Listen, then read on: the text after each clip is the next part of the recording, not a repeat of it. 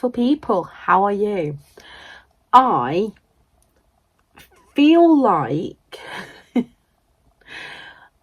I don't even know. I went back to work yesterday. I've had manual handling training today, and I just feel like a complete shell of a person right now. I've got a shift tomorrow, a shift Sunday, a shift Monday, and then I've got 2 weeks off. So I'm just hanging on for that. But I have some things to share with you. So first of all, I got my net galley percentage up to 79%. I've been working on getting to that magical 80% because I keep getting rejected for books that I really, really want to read. But in the past couple of weeks, I've been approved for 5 more books. So we're just moving further and further away from that goal. So those books are The Affair by Allan. Now, I have read 3 Claire Allan books. I've read Her Name Was Rose, I have read The Nurse, and I read, it's either After Dark, After the Dark, or In the Dark. Hopefully I'll have put all these up here, and gave them kind of all between 4 and 5 stars. So when I saw that her new book was out, I requested it on NetGalley. I was sent, without even requesting, Queen Bee by Juno Dawson, and I'm really nervous to read this one. If you've been here a while, you will know that I would sell my soul for Her Majesty's Royal Coven trilogy, but the 3rd book isn't out yet, and we're getting a prequel, which, don't get me wrong, I'm really looking forward to reading the prequel, but I would have liked to have finished the trilogy first. I've also been approved for The Happy Hour by Cressida Mclaughlin, which is a standalone, I believe. I absolutely love her Cornish cream tea bus series, and I really enjoyed The Staycation, which was a standalone I read maybe 2 years ago now, either last year or the year before. So yeah, I did request that one. And then I'm being really good with NetGalley. I'm only requesting from authors that I've read from before, but still, I shouldn't be requesting NetGalley when I've got such a backlist still to get through. So both Happy Hour and The Affair are out in May, so I need to get them read this month. And then in June, I have 4 Eids and a Funeral, which is by Faridah Abike-Iyimide and Adiba Jaigirdar, which I loved Ace of Spades, and I've loved Adiba's books as well. Trying to think which ones I loved. I loved the Henna Wars, and I can't remember what her other book was called. I know the Do's and Donuts of Love. Hang on, I'm just going to have to Google this one because I think the other one was my absolute favourite.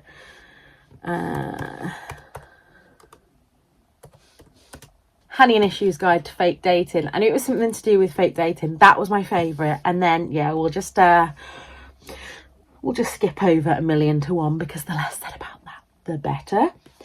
And then I have also been approved for Sweat by Emma Healey. Emma Healey wrote Elizabeth is Missing, which is a book that is overdue a reread for me. And yeah, this one is not published until January next year, so I've got a little bit of time to read that. I've also got a little stack of books that I've hauled, but I'm going to come to you and share them in another clip because I'm just too tired. And I will tell you, I finished The Marriage Act by John Mars, and I gave this a 5-star. How do you guys rate your books? Like, I know that some people start with everything at like a 3, and it can either go up or down. I tend to go in with everything about a 4-star. So I like to think that every book I read is going to be a 4 or 5-star. So I'll kind of go in on a 4-star, which I did with this. And it was 4-star, 4-star, 4-star all the way through. Very rarely does a book hit a 5-star before the ending, because the ending can always let it down. But this one, I was not expecting the ending, and I was just like, yeah, John Marrs, you're a 5-star author there, and I need to read everything you have ever written. So that's what I'm going to do. I don't think it's really a spoiler. So this is set in the same world as The One, which I read last month. No, month before. I think I read that in, I don't even know where we are now. I think I read that in February.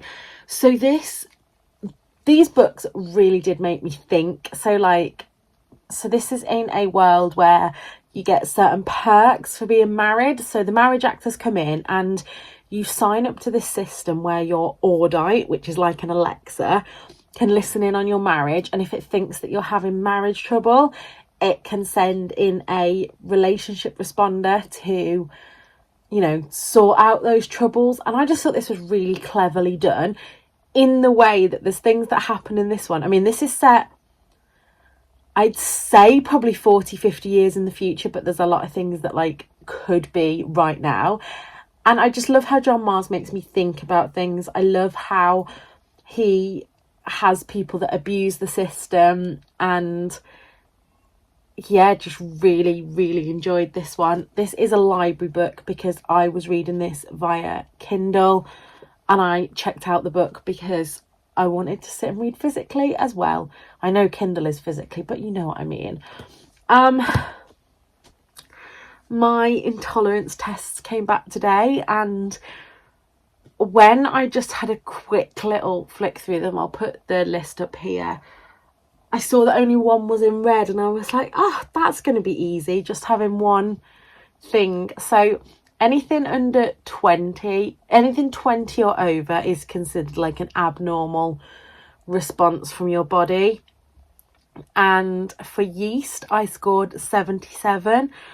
Well, yeast is in bloody everything, but especially if you've been on my channel for a while, you will know that I'm getting to the end of my tether again with my stomach. So I will try anything once. So yeah, I am going to, once I've got through this bank of this week, once I get to Monday night, I'm going to relax. I'm going to do some research. I'm going to find out what things are yeast free. Pasta is yeast free, which I'm so happy about, because a lot of my safe foods are like bread and bread based things, and I'm not going to be able to eat that anymore. So yeah, I am going to go because that bed is calling my name, and I will see you in the next clip, whenever that is.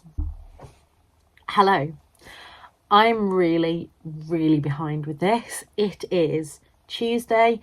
This should have been edited, uploaded, wrapped up on Sunday, but I was at work Thursday, Friday, had Saturday off. I was in Sunday, Monday, and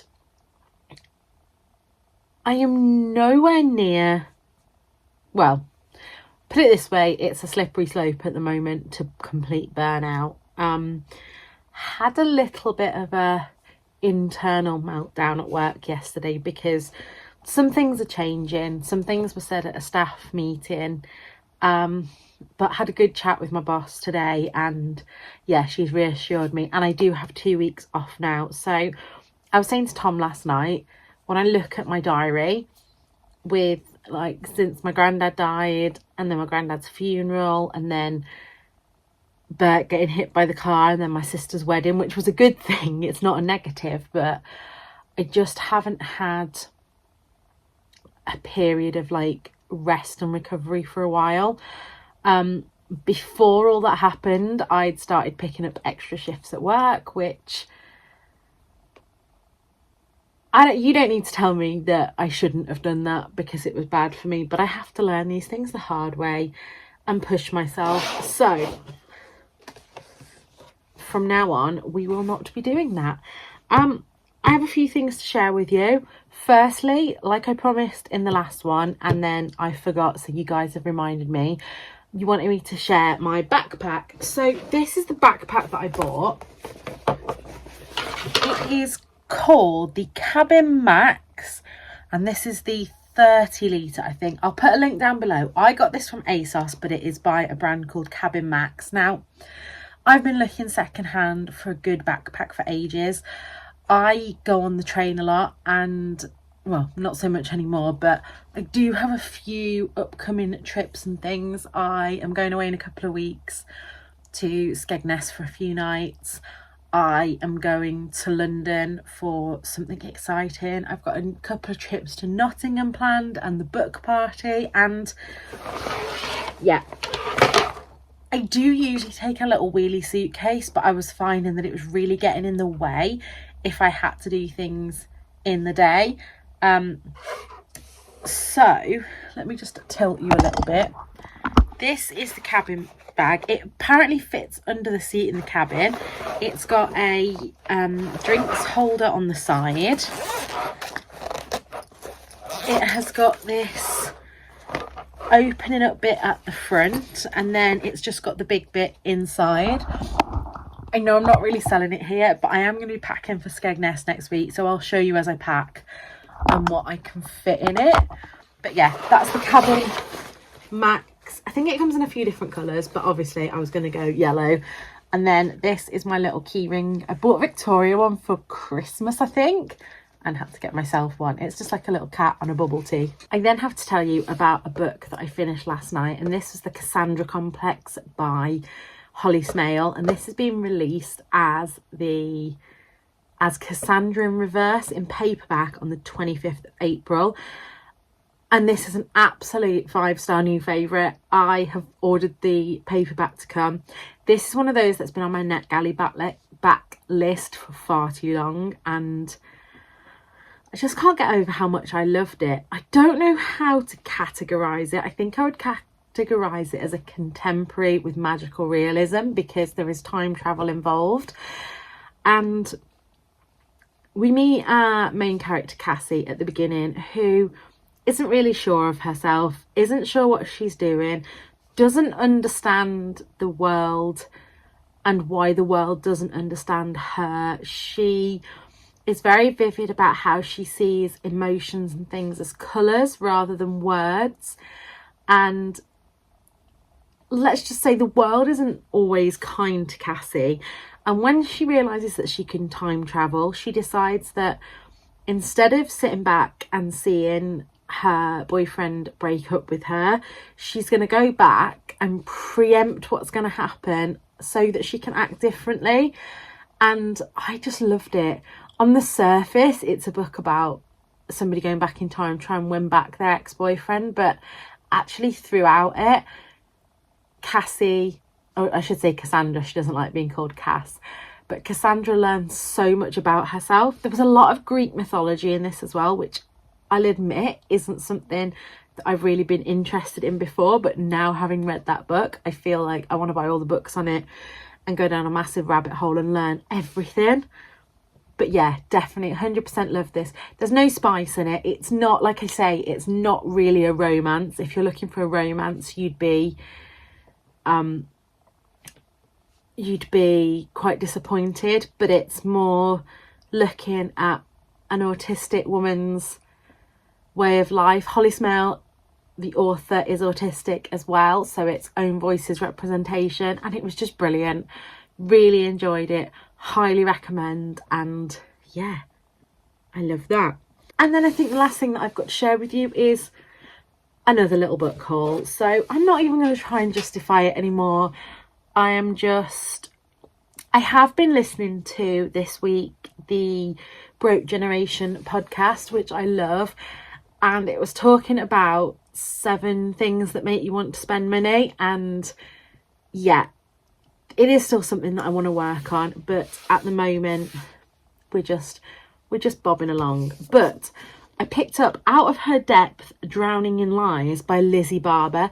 This was when I went to my training day at work. They had a charity table and this was 50p. And it just sounded like something that I'd want to read. And then on that same day, I went into the Age UK, where their books are £1.25. I picked up 8 Detectives because I have this on Kindle. But like I say, I like to have my books kind of paperback and Kindle, or paperback and audio, so I can read them in that kind of mixed media format. And this, I mean, this has been blurbed as, when did you last read a genuinely original thriller? The wait is over. It says, in the 1930s, Grant McAllister, a mathematics professor turned author, worked them out, hiding their secrets in a book of crime stories. Then Grant disappeared. Julia Hart has finally tracked him down. She wants to know what happened to him, but she's about to discover that a good mystery can be murder to solve. I just thought that sounded great.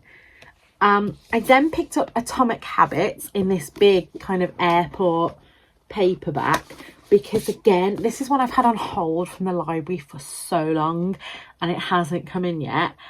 And it just has an easy and proven way to build good habits and break bad ones. And that's definitely something that I need to do. And then I also bought from there Josie Silver's A Winter in New York.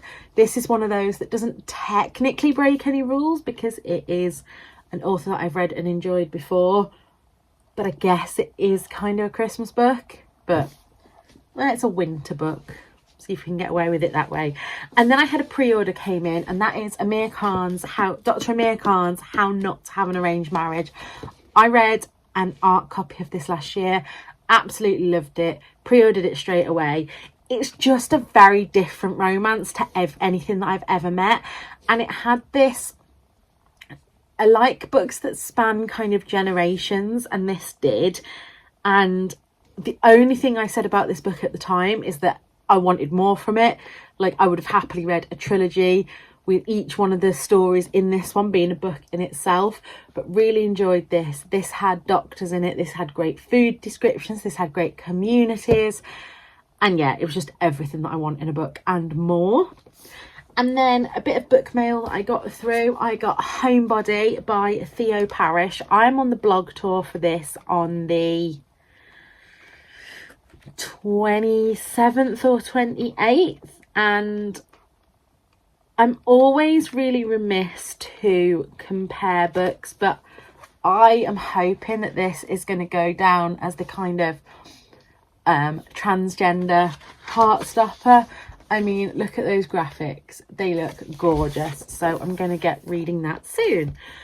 That is all we've got time for this week. I am shattered. Like I say, I'm literally going to finish this vlog and then tomorrow morning start next week's vlog. I didn't want to vlog today, but it has done me good just to sit and talk and not hide away. And that was the whole point of these vlogs. So thank you for watching. If you have watched this one, leave me a little sunshine emoji down below, because it is currently thunder and lightning out there. So I could do with a bit of sunshine. So until next time, look after yourselves. Bye.